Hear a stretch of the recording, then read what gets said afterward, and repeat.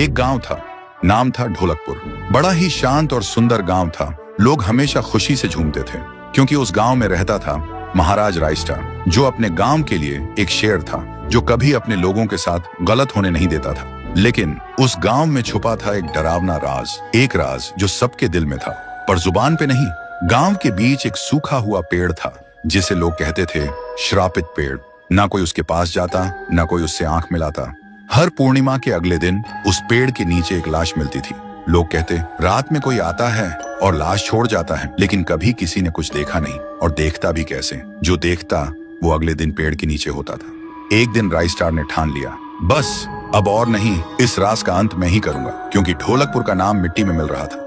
फिर एक पूर्णिमा की रात रायस्टार चुपके से जाकर पेड़ के पास बैठ गया। रात के 2 बजे एक आवाज आई, थुंग थुंग थुंग थुंग थुंग थुंग थुंग थुंग थुंग सहूर।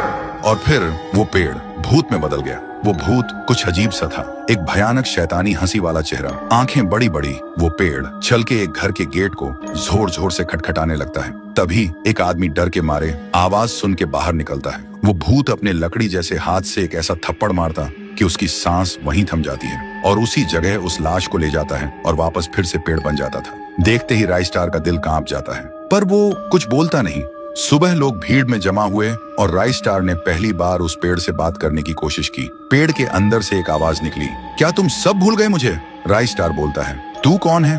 पेड़ बोलता है, मैं हूँ ठुन ठुन ठुन साहुर। एक वक्त था जब मैं भी इस गांव का एक प्यारा सा बच्चा था, लेकिन 100 साल पहले मुझे इसी पेड़ से रस्सी बांधकर उल्टा लटका दिया गया, गांव वालों की आंखों के सामने, और मेरी मौत को तमाशा बना दिया गया, सिर्फ इसलिए क्योंकि मैंने एक राज देख लिया था जो लोग छुपाना चाहते थे।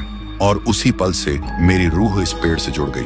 उस दिन से मैं इंसान नहीं, एक सज्जा बन गया, और हर पूर्णिमा में एक राजदार को चुनता हूँ और फिर उसे उसकी खामोशी का हिसाब देता हूँ। रायस्टार बोलता है, लेकिन अब तो वो लोग मर चुके हैं ना जो तेरा कसूरवार थे। अब तू मासूम लोगों को क्यों मार रहा है? पेड़ कुछ देर चुप रहता है, फिर बोलता है, ठीक है, बस एक बार मुझे याद करो, एक दिया जला दो, फिर मैं कभी किसी को नहीं मारूंगा। फिर रात में सब लोग आते हैं, एक एक दिया जलाते हैं, और तभी पेड़ अपने आप से आग पकड़ लेता है और आखिर में मुक्ति मिलती ठुन ठुन ठुन साहुर को।